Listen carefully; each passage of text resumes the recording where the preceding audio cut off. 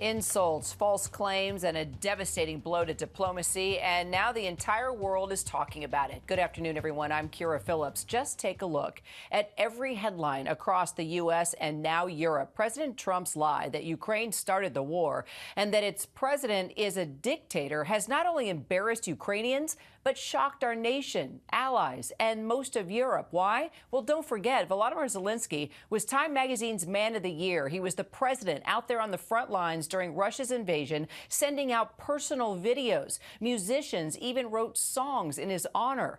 Now, this picture of U.S. envoy Keith Kellogg meeting with Zelenskyy today, the two shaking hands ahead of a private meeting. What does this actually mean? Are they going to make a deal, or is this just a photo op while the real deal gets worked out with Trump and Putin? Something we do know is that the American people agree this war should end, and there is strong support for Ukraine. A new poll showing that an overwhelming 70% of Americans call for an immediate ceasefire in Ukraine that guarantees Ukrainian security. Let's bring in our ABC News chief foreign correspondent, Ian Pannell, there in Kyiv. Well, Alex Prochet is covering the White House for us, and contributor and former senior CIA operative Officer Darrell Blocker joins us. Ian, I want to start with you and just taking a look at just a few of these papers from Europe. One in the UK calling Trump shameful, Putin's poodle, according to another paper. What are Ukrainians telling you? Do they feel that they have just been abandoned here? I think that's a very good word, Kira. That's a word that you hear from many people. I would say there's real anger.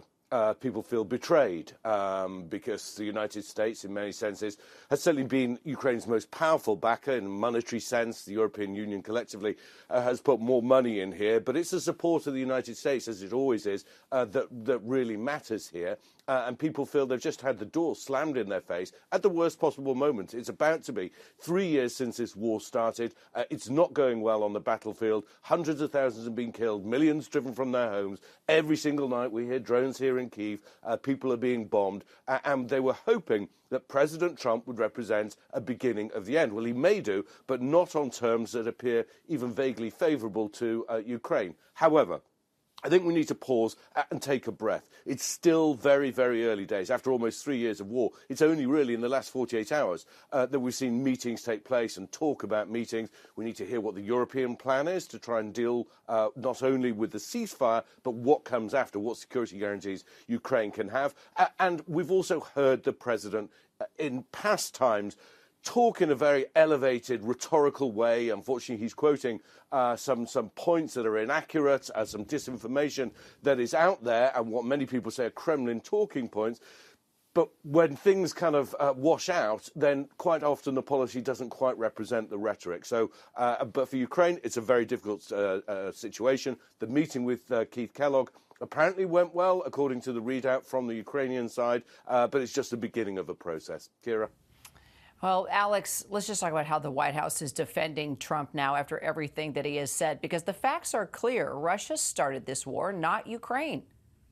Yeah, but we're really seeing a full court press here, Kira, by the Trump administration to really kind of underline the position that Trump has made and basically further aligning himself with Russia in this conflict. We saw that repeated by J.D. Vance at CPAC earlier today, and then also by National Security Advisor Mike Waltz, who went as far as to say that there's frustration from the Trump administration, frankly, that Ukraine is kind of dragging its feet and not looking at this deal. Waltz really kind of going on to say that we've done a lot for security for Ukraine, and that we knew that looking forward it was going to change the nature of this relationship, but the U.S. pulling back shouldn't offend anyone. And I think the other thing that Ian was kind of pointing out, he had this envoy meeting with Zelenskyy, and while the initial readout from the Ukrainians is that it went well, we also know that they canceled that press conference, which also might be a little bit telling.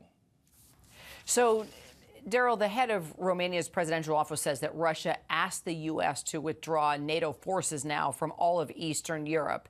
We're seeing the ripple effect here. He says the U.S. rejected it, but they're worried that that could change. What would that mean just for the region and security in Europe right now?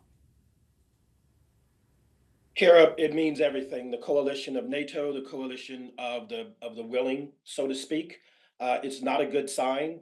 It's not going to be immediate and it's not going to be overnight. And as you mentioned, the U.S. Soundly rejected it, but it certainly doesn't bode well for the future. We are now on day 1092 of Putin's special military operation. So 3 days and this could have been resolved long ago. But Trump's position on this really hasn't changed. Don't know why everyone is surprised. The speed and the depth and breadth of what he's done in this first month is staggering, but it really shouldn't be surprising to anyone who's been following this. Ian, what do you make of those comments? Yeah, I mean, certainly in terms of NATO, there's a lot of nervousness that there could be a US pullout potentially from the Baltic states, or a demand from Putin that Trump potentially acquiesces to is that NATO falls back to its original positions. In other words, all those countries post fall of the Berlin Wall that joined NATO will then no longer have NATO troops there. As to the surprise, I mean, it's right. Of course, we've seen the campaign rhetoric on many levels, but I think that misses the point that this has escalated, the verbal rhetoric, the kind of war of words between Zelenskyy and Trump. For Trump to call him a dictator when, as you mentioned in your introduction, he was Times Man of the Year, he received a standing ovation in Congress. He was the president who was being urged by the Biden administration to leave Kyiv at the start of the war, but he stood firm and led his people. Alex Brochet, Ian Pannell, Darrell Blocker, thank you, gentlemen.